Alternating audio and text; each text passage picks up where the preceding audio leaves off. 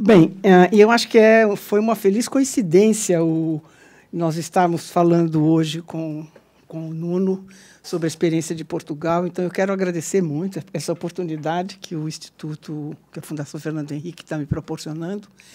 Por quê? Porque nós, amanhã, estaremos entregando no Conselho Nacional de Educação a famosa Base Nacional Comum Curricular para o Brasil, né? Acho que é a primeira vez, na verdade, que o Brasil tem metas, para usar a terminologia que o Nuno está adotando, ou estándares, né, que também já é um termo que se fala em português, sobre o que os alunos vão aprender. Houve até jornalista que pensou que isso seria alguma coisa, não era uma coincidência, foi uma coincidência muito feliz, mas foi realmente uma coincidência. E dizia ele que a gente vem acompanhando o que aconteceu em Portugal, aqui de longe, e que, para o próprio desenvolvimento da Base Nacional Comum, a gente consultou vários currículos. Um deles foi o de Portugal, que foi o mais consultado, porque, dada a dificuldade que muitos têm de ler em outra língua, o de Portugal era na nossa língua e, diga-se de passagem, em bom português, né? Então, realmente, é um momento muito correto, mas muito prazeroso da gente estar falando sobre isso. Eu tenho só pouco tempo para fazer meus comentários e eu gostaria de ressaltar algumas questões. Em primeiro lugar, dizer que o Brasil não tem condições de ter um currículo, mas o Brasil tem condições de ter as metas, que é o que nós estamos fazendo na Base Nacional Comum, por disciplina, por série, por modalidade, por etapa de escolaridade, numa progressão que vai de 0 a 17 anos. A base, portanto, ela é muito ambiciosa, porque ela pega desde o bebê, não é? Já que nós, por lei, a nossa escolaridade básica começa com 0 anos. Ela só não entrou ainda no ensino médio, porque tivemos o problema da reforma do ensino médio, então a base vai acompanhar agora a reforma. Então, essa questão que o Nuno levantou, ela é muito boa para esclarecer um pouco o problema de base nacional e currículo. Quando ele disse que eles tinham um currículo, e que era um currículo antigo, né, que eram os programas, era uma coisa que, antigamente, a gente achava que era currículo. E que, na verdade, o que eles fizeram foi organizar as metas, que é mais ou menos o que nós estamos fazendo com a nossa Base Nacional Comum, porque nós não temos um currículo nacional, e nós teremos currículos estaduais e currículos municipais, né? Entendendo que o currículo é, depois, o conteúdo programático definido, detalhado, o livro, o recurso, a tecnologia, a formação do professor, os tempos e a organização escolar. Tudo isto conforma, depois, o currículo. Mas que você tem algumas lições de implementação que me parecem muito preciosas neste momento, não para o âmbito nacional, porque o âmbito nacional no Brasil não vai implementar o currículo, mas para estados e municípios. Nós vamos entrar agora numa etapa de tentar transformar essa Base Nacional Comum em uma coisa implementável a nível de estados e municípios. Infelizmente, no nosso federalismo de Jabuticaba, nós temos 5.000 municípios, cada um deles autônomo para fazer o seu próprio currículo. Talvez encontremos uma solução pouco mais inteligente no processo, mas, por enquanto, estamos assim, né? Teremos um currículo por município, começando de Solidão, no interior de Pernambuco, que tem 1.500 habitantes, e terminando na cidade de São Paulo, que tem provavelmente uns 12, 13 milhões. É de uma assimetria enorme, mas assim é a nossa realidade. Mas algumas coisas da implementação que vocês fizeram, e que, na verdade, foram os principais responsáveis, no meu modo de ver, pela óbvia melhoria de resultados, pela maravilhosa melhoria de resultados que vocês tiveram, foi, em primeiro lugar, foco. Quer dizer, ter foco, saber com clareza e ter foco, uma coisa fundamental. Eu fui olhar, porque eu peguei uma publicação que você nos mandou, por PDF, inclusive, e que tinha lá o levantamento do tempo por instrução e por disciplina. Tempo de instrução por disciplina, que é um indicador da OCDE. E eu fui direto, nem vi o de Portugal, eu fui direto na publicação da OCDE para ver como é que estava a posição do Brasil. O Brasil não tem dados sobre tempo de instrução em cada matéria, em cada disciplina. Não tem o Brasil, não tem a Colômbia, não tem o México, não é? Mas tem o Chile. O Chile tem. Dos países latino-americanos, é o único país que se preocupou. Isto é foco. Por quê? Porque, quando eu resolvo que eu vou dar mais atenção para a língua portuguesa, eu tenho que saber quanto tempo de atenção a língua portuguesa está recebendo. E nós poderíamos ter esses dados nos nossos censos muito bem, porque nós temos uma logística e uma métrica de fazer censo, estatística e avaliação nesse país invejável. Acredito até que melhor do que muitos países da Europa, se calhar melhor até que o de Portugal. O que nós não temos é foco, e nós nem temos muita clareza do que nós vamos avaliar e de como depois a gente vai usar isto. Então, a gente avalia e o INEP fica sentado em cima dos dados para ver se nasce mais. Não é? E talvez fosse instrutivo vocês pedirem uma visita ao caixa forte do INEP, para vocês verem a quantidade de terabytes de dados que existe naquele lugar. É uma coisa absolutamente espantosa. Eu não sabia. Eu fui agora, há pouco tempo, a Marinês Fini me levou, eu fiquei absolutamente espantada. Pela quantidade de dados que nós temos lá, nós devíamos ter mapeado já tudo nesse país, tudo na educação do país, até a cor dos olhos das crianças. E, no entanto, nós não temos investigação, por exemplo, no negócio da OCDE. Nós não sabemos quanto tempo de instrução em língua portuguesa existe nas nossas escolas. E, quando eu vi que o foco de vocês foi língua portuguesa e matemática, e depois ciências, história e geografia, é assim que se implementa uma política pública. Não é? Mas, aqui neste país, se a gente falar alguma coisa que não inclua todas as disciplinas, todas, amanhã acontece um hecatombe, o céu despenca na cabeça e nós temos um ministro que é avesso ao risco. Quer dizer, ele não tem apetite para assumir tanto risco assim. Né? Então, foi preciso, na reforma do ensino médio, ficar toda hora dizendo não, educação física, artes, vai fazer parte da Base Nacional Comum. Ela não está nos itinerários formativos, mas ela está na Base Nacional Comum, que vai ocupar 1.800 horas do ensino médio e que, depois, eventualmente, as escolas podem até ampliar e fazer só educação física, se elas quiserem, ou fazer só arte ou só filosofia. Não é? Então, este foco não é um problema técnico, este foco é um problema político.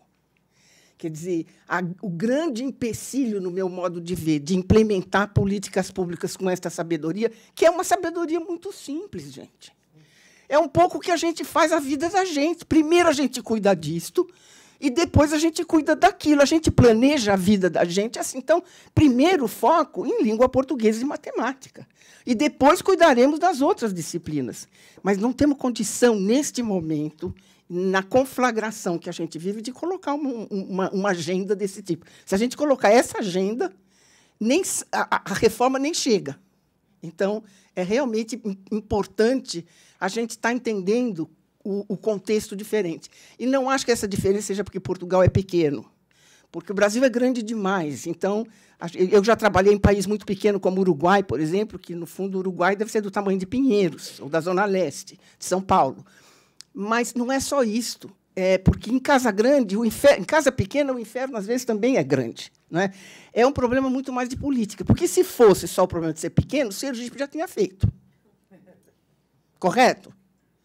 Se fosse só o problema do tamanho... Um exemplo aleatório. Sergipe... Vai me criar um incidente diplomático com o Sergipe.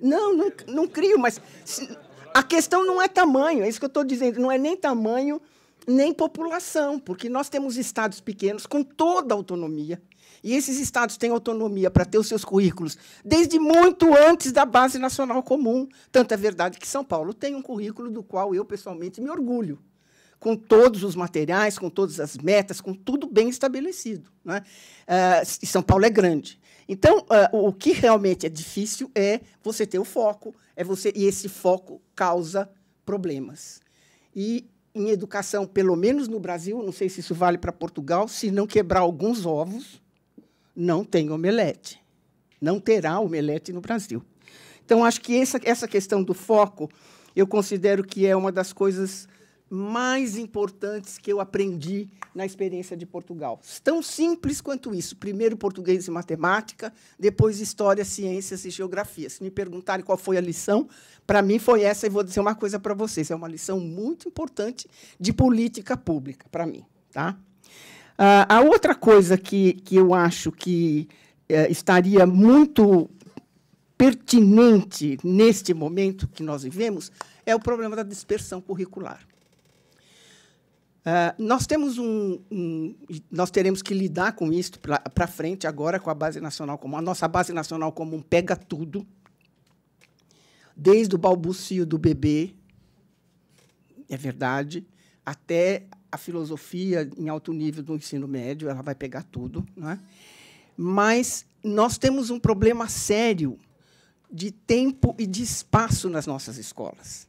Então, ao invés da gente ter uma política pública de tempo integral como nós temos, por que nós não temos uma política pública de reforço, que é a segunda lição que eu aprendi com a experiência em Portugal, reforço para os alunos que estão com mais dificuldade. Eventualmente, eu não preciso de escola em tempo integral para todo mundo, mas provavelmente precisarei para alunos que estão com mais dificuldade. Isto já resolve uma boa parte dos meus problemas, porque se eu for fazer escola em tempo integral hoje, para os 50 milhões de alunos da educação básica, não tem dinheiro. Ponto. Não tem de onde tirar, não tem instalação, não tem professor, a não ser que a gente faça de manhã o currículo, como eu ouvi uma pessoa dizer na escola de tempo integral, de manhã é o currículo, de tarde é a vida. Ah, bom, o currículo é a morte. Ou seja, de manhã são as aulas. E, de tarde, você põe o que você quiser para encher linguiça e dizer que a escola é em tempo integral. Este é o nosso mais educação. E nós poderíamos ter um foco nisto de só ter, no tempo integral, as crianças com dificuldade para que elas recebam reforço. Isto é fundamental para diminuir a repetência, para diminuir o número de fracasso escolar. Por mais que a gente pregue a diversidade, a gente trata todo mundo igual. Então, ou a gente dá uma escola, metade de uma escola de 3 horas para todo mundo, ou a gente dá uma escola de 8 horas para todo mundo. E, entre uma coisa e outra, a gente não tem um acerto para cuidar daqueles que mais precisam, porque isso é que é diversidade. Diversidade é tratar diferente aqueles que são diferentes. Se eu tenho um aluno que está com problema, eu tenho que dar reforço. A política de reforço que Portugal adotou, eu não sei se você me corrige se eu estiver errada, mas a política de reforço que vocês adotaram, ela deve estar muito relacionada com a diminuição da evasão e com a diminuição da repetência. Né? E se a gente tivesse no Brasil isso, a gente não precisava ter a famigerada promoção automática, como ganhou este nome, a progressão continuada, ela ganhou esse nome porque, no fundo, ela é uma desculpa para não ensinar nada. Aliás, está previsto também, eu acho que é no texto da Economist que você me mandou, de que algumas pessoas dizem que acabar com a repetência é incentivar a passar os alunos sem aprender.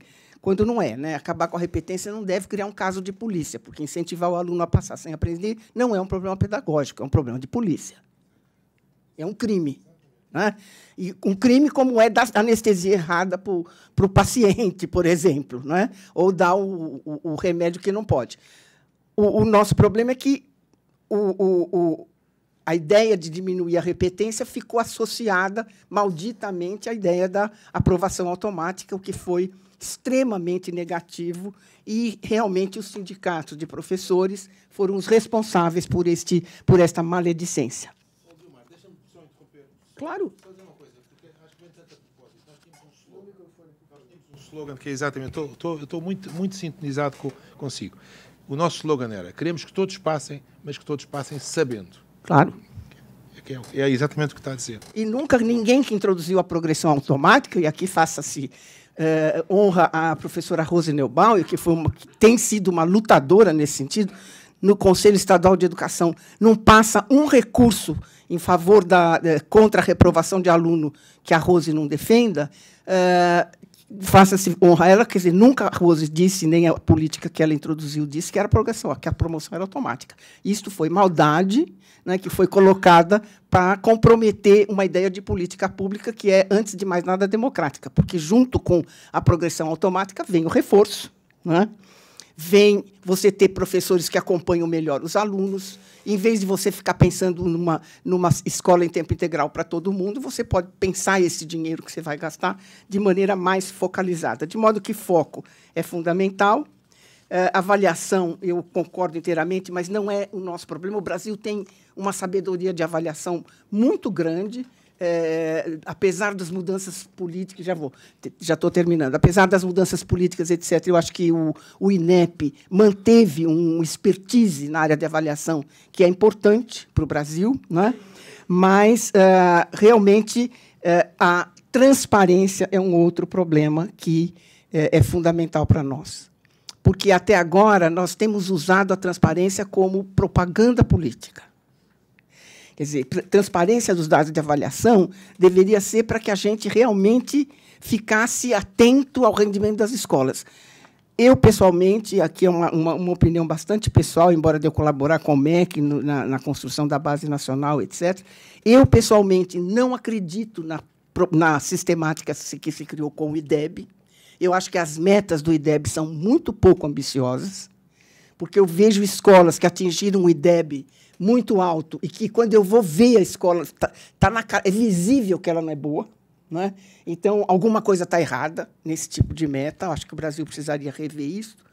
E o rigor e a exigência dos estándares também. Eu acho que Portugal está certo, tem que pôr um estándar alto e depois correr atrás dos professores, porque são eles, em último caso, que vão poder realizar essa coisa na sala de aula. Eu, pessoalmente, agora vou me dedicar mais à formação de professores no próprio Ministério e confesso a vocês que ainda tenho só pontos de interrogação na minha cabeça de como começar a mexer com essa caixa de Pandora. Quer dizer, como abrir isto e de modo que seja uma coisa factível, não é? Que não engula as pessoas que estão em volta.